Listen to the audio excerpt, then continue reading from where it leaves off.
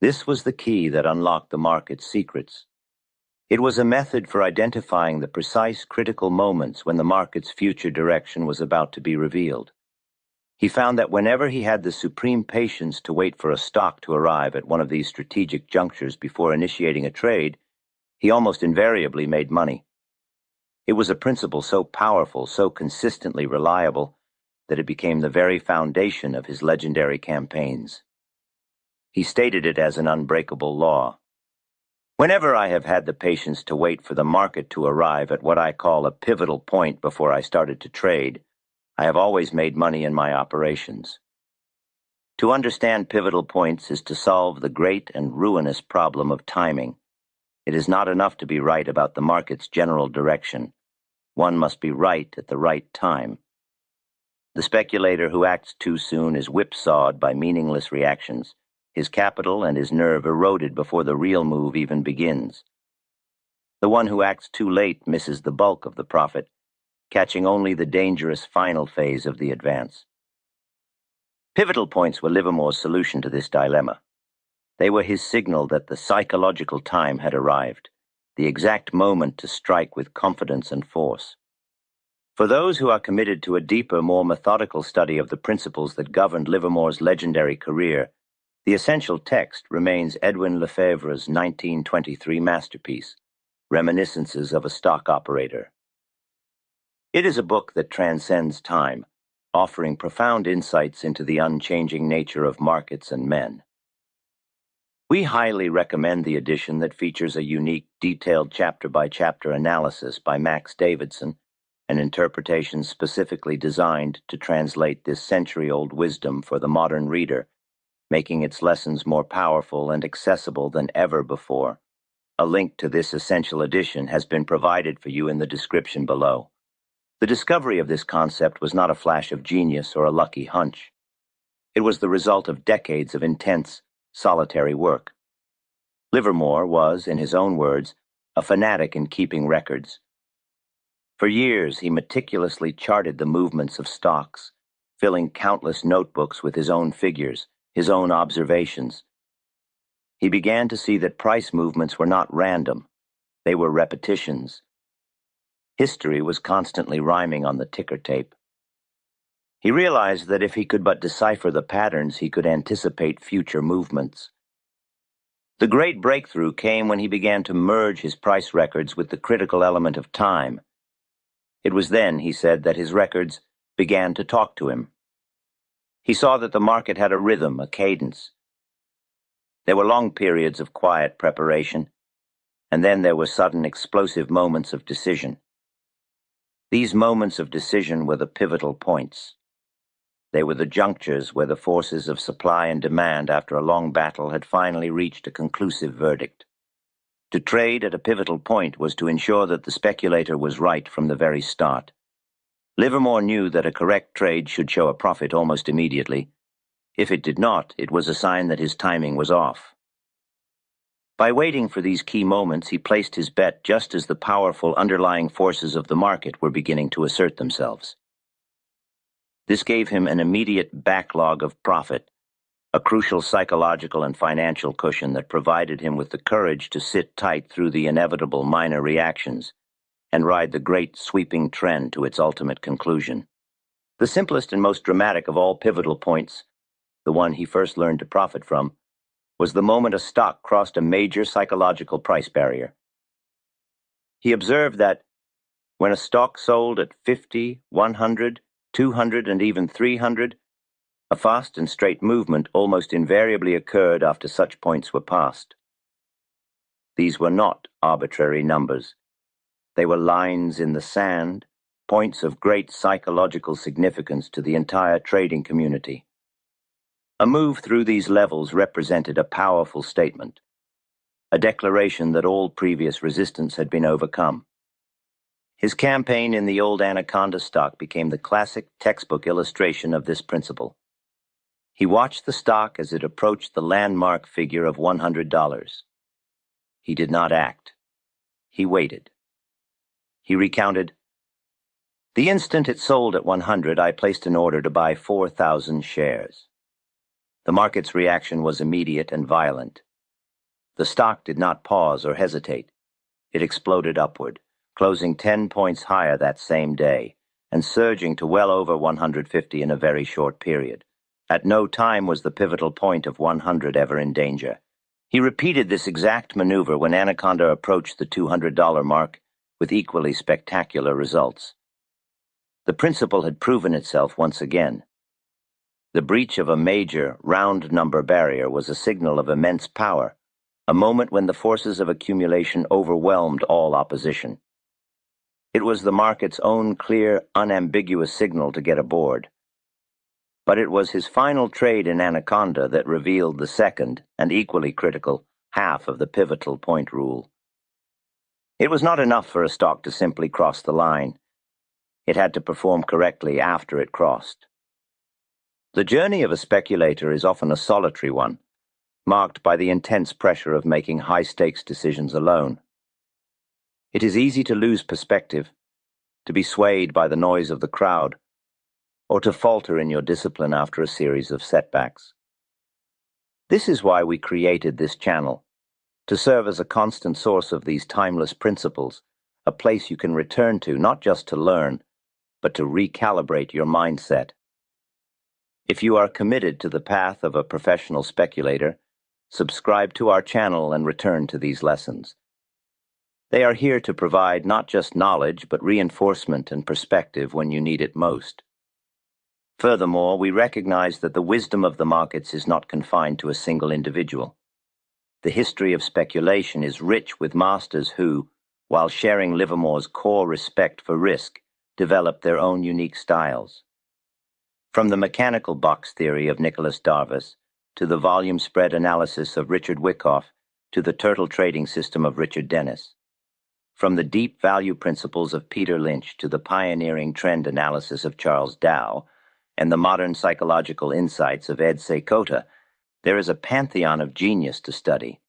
To explore this rich history, we have launched a new channel dedicated to the diverse strategies of the world's greatest traders and investors. If you wish to broaden your understanding, the link to this new channel is in the description below. As Anaconda approached the $300 pivotal point, Livermore prepared to execute his proven strategy for a third time. He bought his line. The stock crossed the 300 mark. But this time, the character of the market was entirely different. Instead of a powerful, explosive surge, the advance was weak and labored.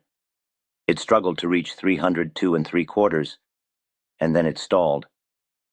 Where before the stock had been scarce and difficult to buy, it was now being supplied in great quantities. The upward momentum was gone. The vitality had vanished. Livermore did not wait for a reason. He did not consult a newspaper. He did not hope for a second wind. The tape's action was all the information he required. Plainly, it was flashing the danger signal.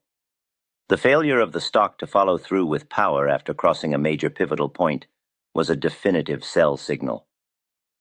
He instantly liquidated his entire position, selling 8,000 shares with breathtaking speed. Minutes later, the stock began a catastrophic collapse, plunging to 225 within a few days. He had not only made a profit, he had narrowly escaped a devastating loss by understanding that the follow-through is just as important as the break itself.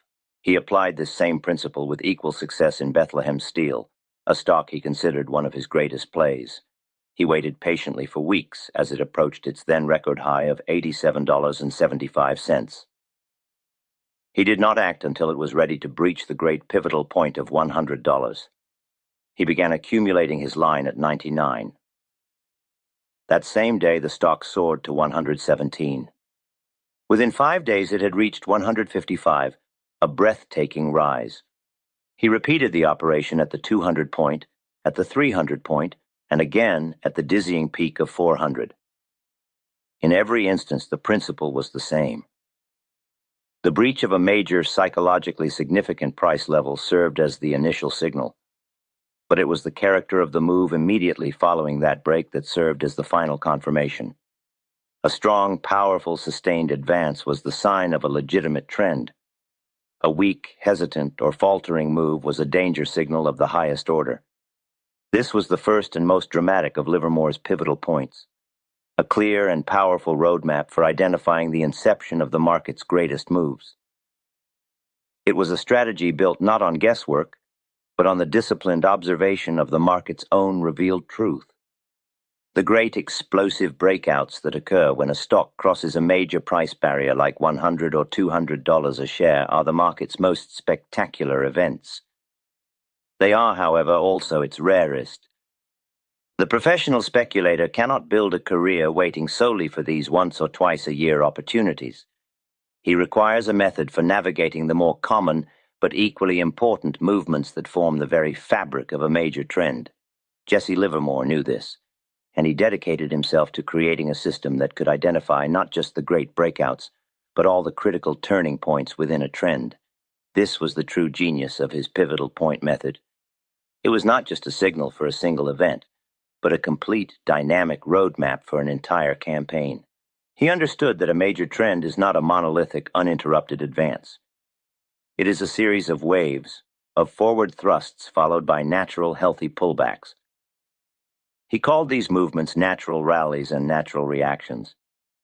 This was the normal, predictable rhythm of any healthy trend.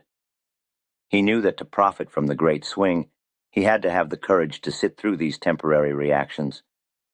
But more importantly, he realized that the extreme high and low points of these very reactions were themselves a new and more frequent type of pivotal point. They were the market's own way of defining the boundaries of the trend, of creating the very signpost that would form his roadmap. To bring a scientific precision to this observation, he established a clear mathematical definition. He determined, after years of study, that for a stock selling at $30 or higher, a move of approximately 6 points against the prevailing trend was required to officially constitute the beginning of a natural rally or a natural reaction. This was not an arbitrary number. It was a carefully calibrated filter, designed to separate the meaningful strategic pullbacks from the meaningless day-to-day noise. A reaction of 2 or 3 points was insignificant. A reaction of 6 points was a strategic event that demanded the speculator's full attention. This rule became the foundation of his entire record-keeping system. When a stock was in an uptrend and made a new high, he would continue to record that price in his upward trend column. The moment it reacted 6 points from that high, he would cease recording in that column and begin a new entry in his natural reaction column. That last high price had now officially become a pivotal point, the upper boundary of the current phase of the trend. The stock was now expected to decline or consolidate until the selling pressure of the reaction was exhausted. The low point of this natural reaction would, in turn, establish a second, lower, pivotal point. The stock was now contained within a new strategic trading range, defined by the high of the advance and the low of the reaction. The market had drawn its own battle lines. The question for the speculator was no longer a matter of vague opinion. It was a clear, tactical problem. Which of these two new pivotal points would be broken first? The market's next move would provide the answer, and with it, a clear signal for action. This led to the creation of what can be called the continuation pivotal point. This was Livermore's signal for adding to a position, for pyramiding his winners with confidence. After a natural reaction had run its course, the stock would begin to rally again. If this new rally had enough force to push upward and decisively break through the upper pivotal point, the high of the previous advance, it was a powerful confirmation that the primary upward trend was resuming. This was the signal to buy more. He had a precise mechanical rule for this confirmation as well. The stock did not just have to touch the old high, it had to pierce it by a margin of at least 3 full points. This was his insurance against false moves. A weak rally that failed to clear the old high with authority was a sign of weakness, not strength. But a powerful surge that drove the price 3 or more points into new high territory was an unmistakable declaration that the buyers were once again in complete control. "When I see by my records that an upward trend is in progress," he wrote, "I become a buyer as soon as a stock makes a new high on its movement, after having had a normal reaction. This systematic approach transformed the act of adding to a position from a greedy, emotional impulse into a cold, logical, and confirmed action. He was not buying more because he hoped the stock would go higher. He was buying more because the market's own registered action had proven by his own strict mechanical rules that it was going higher. He was reinforcing success, not wishful thinking. The same system provided him with an equally powerful and precise signal for the end of a trend. This was the reversal pivotal point, the ultimate non-negotiable command to sell and protect his profits. The signal was generated when the market's normal rhythm was decisively broken. Consider the same scenario. A stock has made a high, has had a natural reaction, but on the subsequent rally it fails to pierce the upper pivotal point. It stalls out, showing clear signs of weakness. This failure to make a new high is a critical danger signal in itself. But the final, absolute confirmation of a major trend reversal came when the stock, after this failed rally, turned down and broke below the lower pivotal point, the extreme low of the last natural reaction. If it violated this critical support level by his required 3-point margin, it was the market's own official announcement that the entire upward trend was over. The sellers had absorbed all the buying pressure and had now taken definitive control. The line of least resistance was now irrevocably downward. When this signal was given, there was no room for hope, debate, or hesitation. It was the mechanical trigger for immediate and decisive action. Any remaining long positions were to be liquidated without a second thought. More than that, it was often the precise moment to initiate a new and powerful campaign on the short side of the market. This rule, more than any other, was what protected Livermore from the great and common tragedy of riding a winning position all the way back down to zero. It forced him to exit, not when his emotions told him to, but when the market's own roadmap showed a definitive turn in the road. This entire process, of course, works in perfect symmetry for a downward trend. A bear market is a series of downward thrusts punctuated by natural rallies. The extreme low of the decline and the extreme high of the subsequent rally would establish the new upper and lower pivotal points. A break below the lower point on a renewed decline was a signal to add to one's short position.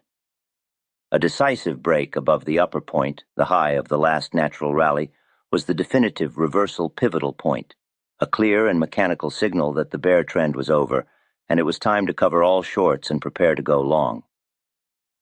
This system, taken as a whole, is the roadmap the title of this video promises. It is a logical, dynamic, and constantly updating map of the market's own internal structure. It is a method for visualizing the battle lines, for understanding the rhythm of a trend, and for identifying with scientific precision the exact moments of strategic opportunity and of mortal danger. It is what allowed Livermore to operate with a level of confidence and poise that seemed almost superhuman to his contemporaries. His success was not born of a mysterious gift or a sixth sense. It was born of relentless, solitary work. It was the product of his fanatical devotion to keeping his own records, of his patience in observing the patterns, and of his courage to act without hesitation when his system gave him a signal. He did not try to impose his will on the market. He listened to the market and translated its language into a set of clear, actionable rules. For the modern trader, this is Livermore's greatest and most practical lesson. It is an injunction to stop guessing, to stop trading on hope and fear, and to begin the serious, methodical work of a professional. The market is not a featureless chaos. It has a structure, a rhythm, and a logic. The pivotal points are the key to understanding this logic. They are the signposts that the market itself provides for those who have the patience to look for them and the discipline to follow where they lead. To adopt this method is to transform speculation from a gamble into a business. It is to accept that success is not a matter of a single brilliant prediction, but of a consistent, disciplined application of sound principles. It is to understand that the perfect entry or exit point is not a magic number, but a confirmed condition. It is to recognize that the greatest enemy is not the market, but the emotional, impulsive human nature that resides within. Livermore's roadmap does not just show the path to profits, it shows the path to conquering oneself.